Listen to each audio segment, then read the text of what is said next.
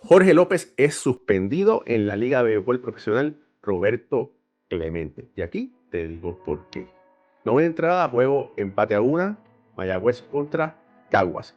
Jorge López en la lomita. Onyx Vega conecta el hit de la ventaja, el juego se fue de 2 carreras por 1 y la frustración explotó. Tras la jugada, el lanzador Jorge López lanzó una pelota hacia el dugout de los criollos, pegándole al Luis Vázquez.